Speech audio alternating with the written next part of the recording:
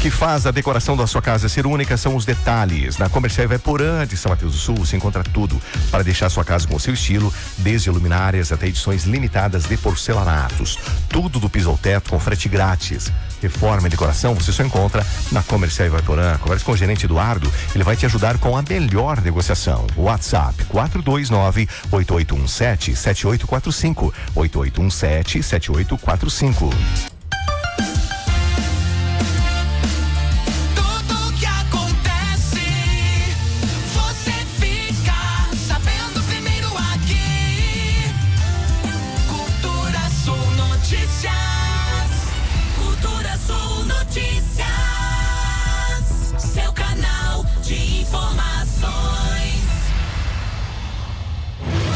Sul Notícias.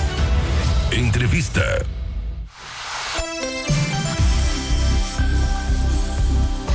Agora 8h12. Bom dia. Começando então mais um bloco do Cultura Sul Notícias. Hoje, quarta-feira, dia 11 de setembro, recebendo aqui então a psicóloga clínica Thaís Renata Miara, que veio conversar com a gente, falar um pouquinho mais a respeito do Setembro Amarelo. Primeiramente, bom dia, seja bem-vinda. Bom dia, muito obrigada, é um prazer estar aqui falando um tema tão relevante, né? Vamos lá.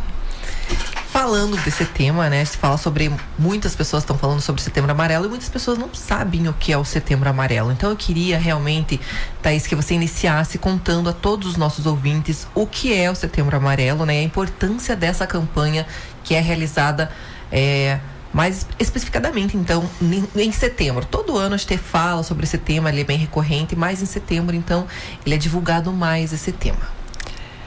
Esse tema sobre o Setembro Amarelo tem um mês todo dedicado para a prevenção do suicídio, né? Começou com a morte do Mike, que é um jovem americano, em 94, e aí durante o funeral ele tinha um carro Mustang amarelo.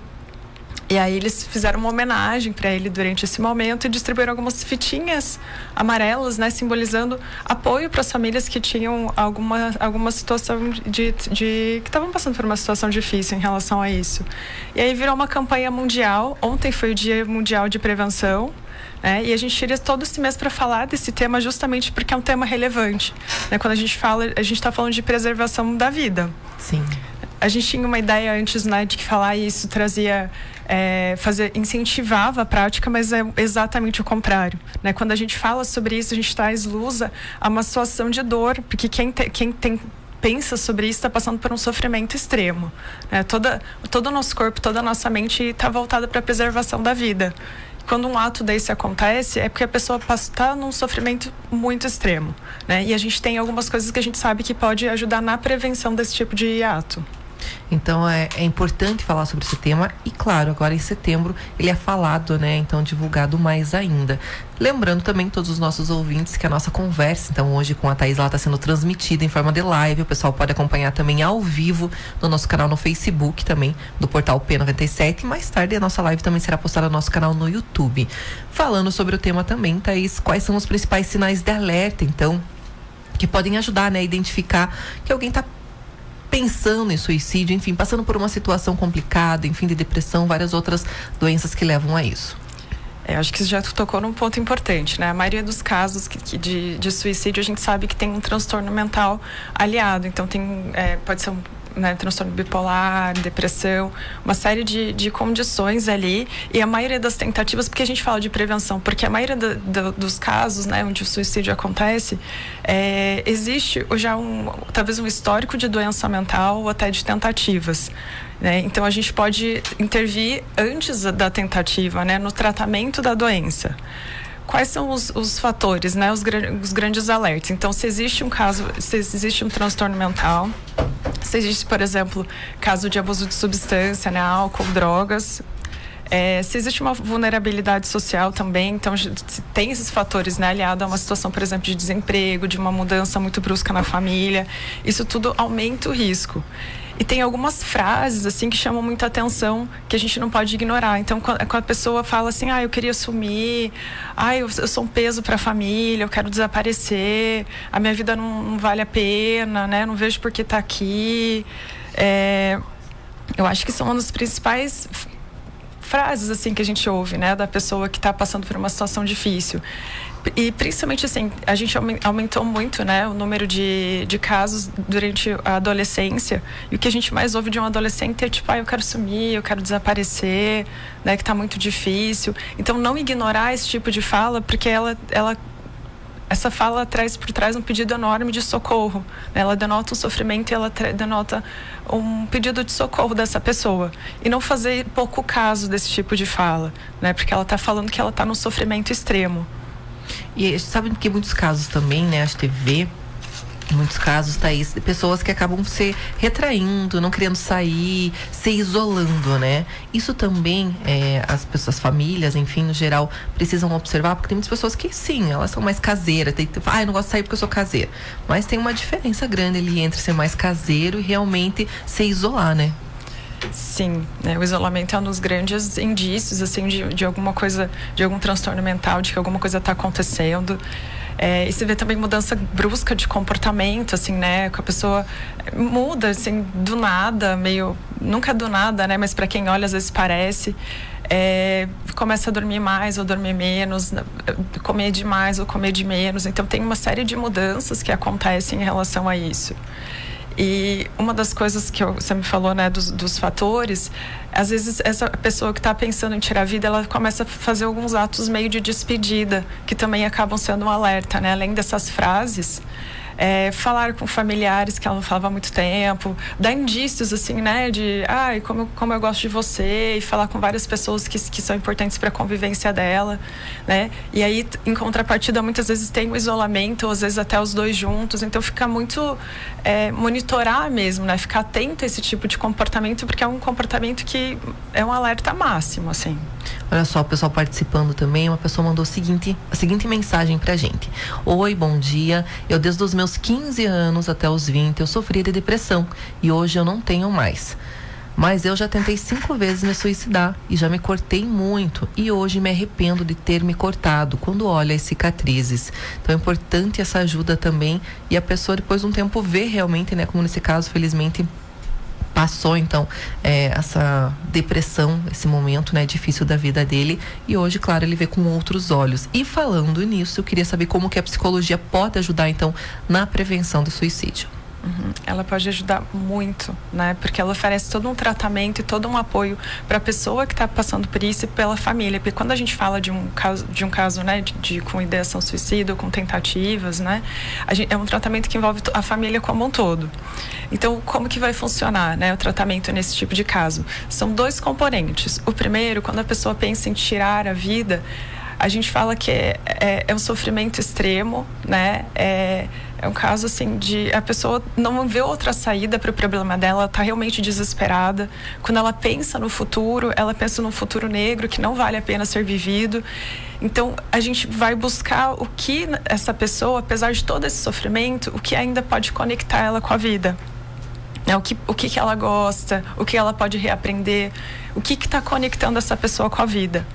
E existe um equívoco, assim, né, de quando a pessoa pensa em tirar a própria vida, ela confunde, né, como se fosse uma parte ou alguma coisa na vida dela que precisa morrer, algum aspecto, às vezes alguma relação, a forma como ela se relaciona com o mundo, que precisa morrer e não a pessoa como um todo.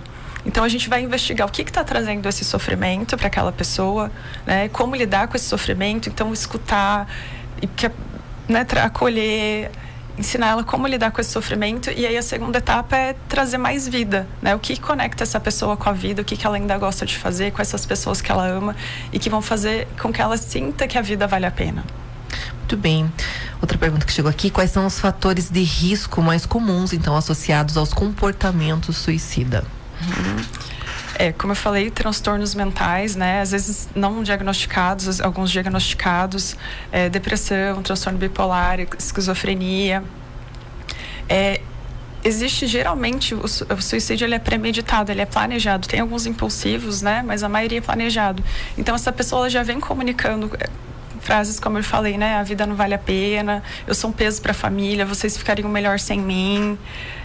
E dar ouvidos, assim, incentivar sempre essa pessoa quando ouve esse tipo de frases, né? Quando tem mudanças de comportamento, o isolamento social, mudança no padrão de sono, de alimentação, são coisas que acendem, assim, um alerta muito grande. E incentivar sempre essa pessoa a buscar ajuda, né? Se colocar à disposição para escutar sobre esse sofrimento que ela comunica e incentivar sempre a buscar ajuda profissional, né? De um psicólogo, de um psiquiatra. Se for durante a crise, né? Esses profissionais não estiverem disponíveis, pode levar no hospital, né? No pronto atendimento. E é complicado porque assim, a gente sabe de vários casos, inclusive uma pessoa mandou uma mensagem agora aqui pra mim, colocou o seguinte: queria saber como que amigos e familiares podem oferecer então esse suporte afetivo, né, a alguém que tá passando por uma crise emocional, por uma dificuldade, porque assim, às vezes a gente vê, né, e sabe que tem pessoas que estão com depressão, passando por um momento difícil, mas a gente não sabe como lidar.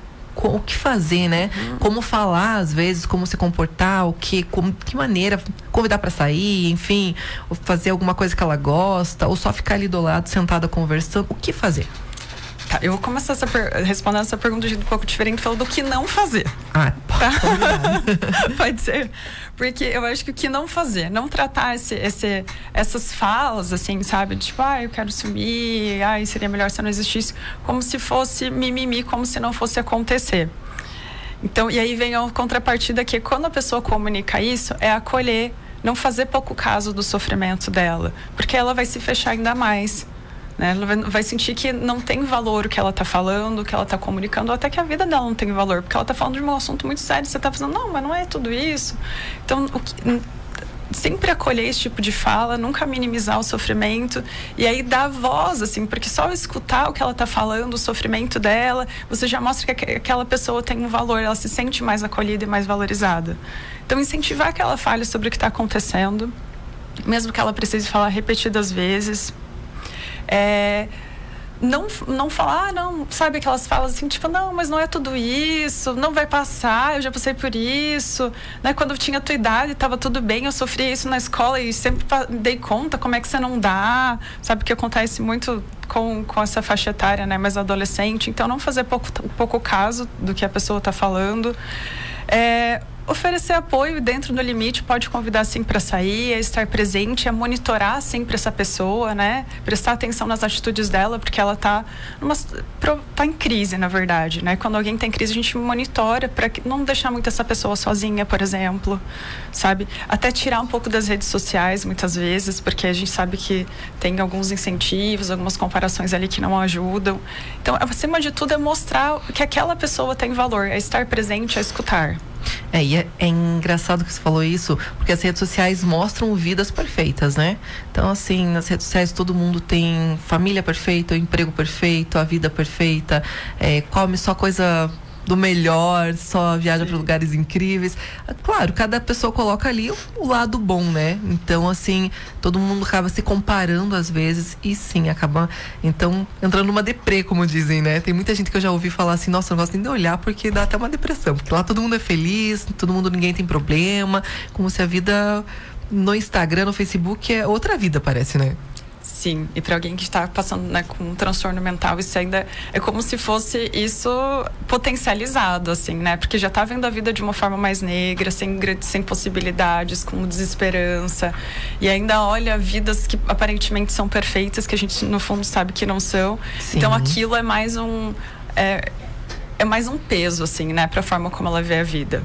E eu queria saber também, Thaís, se há alguma diferença entre os sinais de alerta de suicídio entre adolescentes e adultos. Eles dão os mesmos sinais ou tem alguma diferença? São os mesmos sinais, mas vamos dizer assim, contextos diferentes, assim, né? As falas são um pouquinho diferentes. Hoje a gente sabe, por exemplo, que a população de risco é dos 15 aos 19 anos, né? Aumentou muito os casos de suicídio nessa faixa etária. Então, quando alguém aparece, né, por exemplo, numa clínica, ou quando um adolescente comunica isso, a gente ouve com muito mais cuidado, com muito mais preocupação. Porque a gente sabe que a chance de tentativa e até de letalidade é muito grande nessa faixa etária, né? E ela vai até os 19, os 29, mas essa faixa etária em específico a gente já ouve com mais cuidado. A partir de que idade, Thaís? Dos 15 aos 19. 15 aos 19. Vai até os 29, mas aí dos 19 aos 29 já reduz um pouquinho tanto as tentativas quanto a letalidade. né? E você pode atribuir isso também à questão emocional, assim, não ter aquela maturidade, às vezes, também para lidar com algumas situações? Com certeza, né? Porque o adolescente, primeiro que ele está passando por uma fase de transformação enorme, né? O cérebro dele se transforma, é muito focado no pertencimento, na socialização, né? Então, quando essa socialização não vai bem e ainda esse adolescente, né, não tem apoio em casa, isso traz muito sofrimento. E é muito comum que o adulto, o pai, a mãe minimize isso. Assim, não, mas é só uma briga com os amigos, né? Não, mas eu passei isso na escola, tinha alguém que me xingava também e eu sobrevivi, tô aqui. Então, tomar muito esse cuidado. E tem acontecido muito dessa faixa etária, inclusive, comunicar para os pais que quer ajuda. Pedir para os pais para levar no psicólogo, né? Vários casos que chegam para mim já mais intensos, assim, já com ideação, com tentativas, os pais comunicam exatamente isso. Ele falou, nossa, ele pediu um tempo atrás, eu não dei muita bola. Então, se ele está pedindo, é porque ele não está encontrando abertura para falar em casa, né? Porque é realmente difícil para um filho comunicar para os pais, eles sabem o peso que tem isso. E às vezes eles realmente precisam de uma ajuda profissional, né? Comunicar para o profissional. E aí a gente faz uma intervenção, como eu falei, com a família toda. Então é bem preocupante quando tem dentro dessa faixa etária. Olha só, até a pessoa colocou aqui pra gente, eu ouvia muito da minha família isso, né? Que era frescura, falava que era a falta de ir pra igreja, que tinha que orar, que passava. Então, realmente, tem muito desses casos também. Outra pessoa colocou ali, né? Elias mandou uma mensagem pra gente, bem importante. Olha, Thaís, oi, bom dia. Meu irmão, depois que a nossa mãe faleceu, ele só fica no quarto, fechado no computador.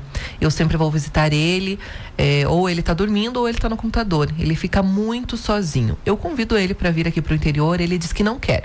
O que eu posso fazer para ele voltar a viver? Ele tem 22 anos. Ele está dando indícios bem, né, de um quadro depressivo, de um quadro que realmente precisa de apoio. Talvez convidar ele, eu acho, né, para procurar essa ajuda profissional, porque nem sempre a família é capaz sozinha de ajudar. Provavelmente é um caso que precisa de intervenção medicamentosa, né, de uma ajuda de remédios mesmo para ajudar essa parte orgânica, e a psicologia vai ajudar na parte comportamental para que essa situação não se mantenha. Então, o que a pessoa pode fazer para, por exemplo, socializar melhor, né, se conectar melhor com as coisas que dão vitalidade, que ela se sente mais viva, que ela gosta de fazer. Então, provavelmente nesse caso a gente vai ter uma combinação aí, né? Me parece um caso de um luto talvez não elaborado, né, que o psicólogo vai ser de grande ajuda, e também de uma possível intervenção medicamentosa. Olha só, quais são as estratégias, então, recomendadas para lidar com a ansiedade e a depressão, que são frequentemente associados ao risco ao suicídio também?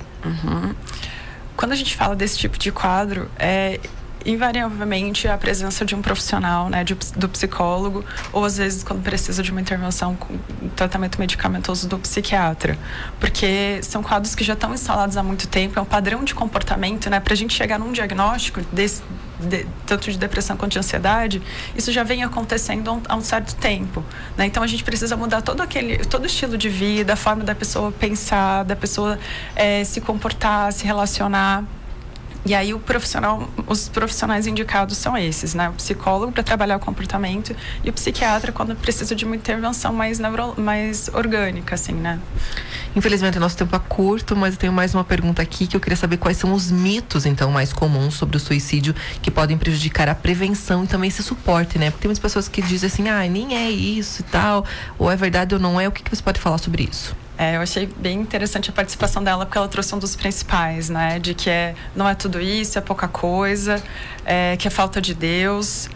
Tem um que eu acho bem importante falar, que é quem fala que vai se matar não se mata. Não tem coragem, né? Só tá falando da boca pra fora, exatamente, né? Isso é um dos maiores mitos que atrapalha muito na prevenção, porque quem comunica, primeiro que está num nível de sofrimento muito grande, que precisa sim ser ouvido, e a gente está falando de atos premeditados. Então ele já falou sobre isso, ele já pensou sobre isso várias vezes.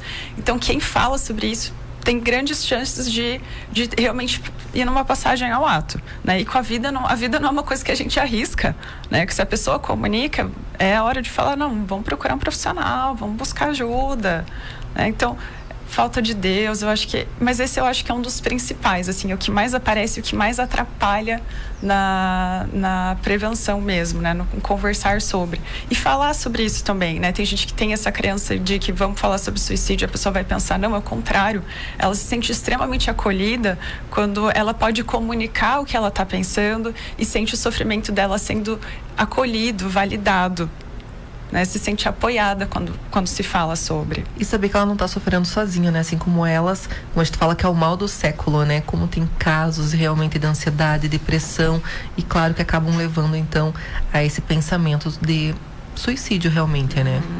Eu deixo a palavra aberta agora para você fazer essas considerações finais, Thaís. Logo mais, Thaís vai vir de novo aqui, porque esse é um assunto que rende, né, Thaís? E assim, é importante a gente falar também das prevenções e da importância também, né, da psicologia, de um psicólogo, de um profissional, de um psiquiatra também, enfim, na busca dessa ajuda. Fica à vontade. Acho que a mensagem que eu deixo, assim, quando alguém comunica, né, que não quer viver, que a vida tá pesada, que tá sofrida, tem, né, situações de luto, de mudanças bruscas na vida, já tem um histórico de transtorno mental. Então, essas são as pessoas que precisam de mais apoio, né? E sempre incentive essa pessoa a buscar um profissional da saúde. Ouça o sofrimento dela, acolha, né? Esteja disponível para escutar o que está acontecendo, aproveitar essas falas, não para fazer pouco caso, né, da fala dessa pessoa, de tipo, ai, nossa, a vida está muito pesada, mas para entender o que está acontecendo na vida dela que está tornando isso pesado. E aí, fazer esse encaminhamento, como eu falei, para o profissional, para o psicólogo e para o psiquiatra, incentivar, né, falar que pode acontecer com qualquer um, porque pode, né? Somos todos humanos, e que você está ali também para prestar esse apoio nessa busca pelo profissional. Muito bem, mais uma vez, muito obrigada pela sua presença, seja sempre bem-vinda aqui na rádio. Muito obrigada.